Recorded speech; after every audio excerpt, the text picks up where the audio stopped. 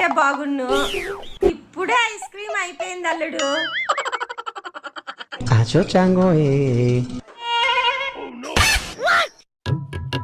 అత్తా అత్తా, అయ్యో ప్రశ్న నువ్వు ఎప్పుడు లేట్. కొంచెం ముందు వచ్చింటే కూల్ డ్రింక్ తాగేవాడివి కదా. ధర్ని, ఐస్ క్రీమ్ బాక్స్ ఫ్రిడ్జ్ లో పెట్టు, పాడైపోతుంది. అల్లుడు మేము బయటికి వెళ్ళొస్తాం, ఇల్లు జాగ్రత్త నానా.